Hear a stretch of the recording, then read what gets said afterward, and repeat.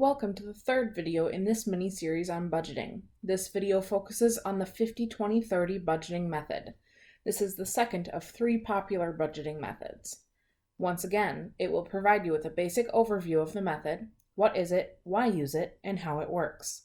This video will also walk you through an example of how this budgeting method can be applied. Let's get started.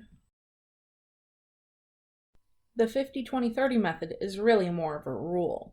It states that only 50% of your net income should be spent on all necessary expenses.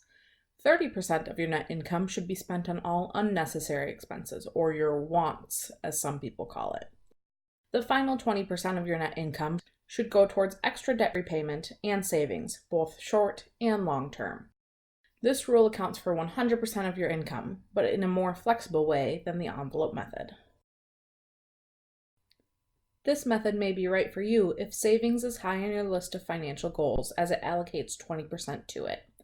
This method is also good for those who do not find overspending to be a big issue or have a small debt-to-income ratio.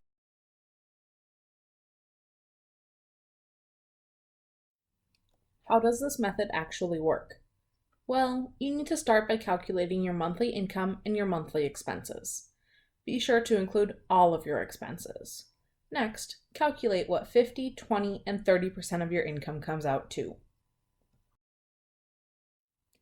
The 50% category includes all of your regular expenses. If your current spending on these expenses exceeds 50% of your income, you will need to cut back.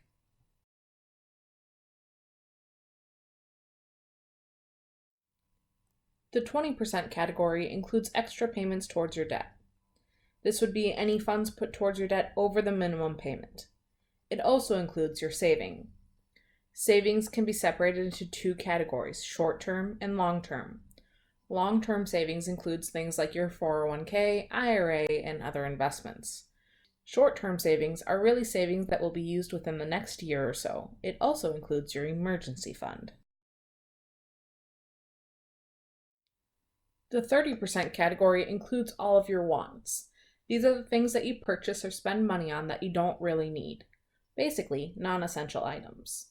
Once again, if you exceed 30% of your income in this category, you may have to cancel a subscription, buy a cheaper phone, or skip purchasing those new shoes. In other words, cut back. Go about your life making sure to only spend at most 50, 20, and 30% of your income in any of the categories. One way to do this is to have your paycheck automatically split into separate accounts to make the division clearer. Then, pay off the different bills out of their appropriate accounts. If you find your expenses in your needs category to be exceeding 50%, you may only borrow from the wants category. However, try to avoid doing this if it is at all possible. Let's look at an example together with a monthly budget of $2,000. Based on this, all of your essential bills should cost $1,000 or less. You should allocate at most $400 between all savings plans and extra debt payments, and then you should have $600 to spend on everything else.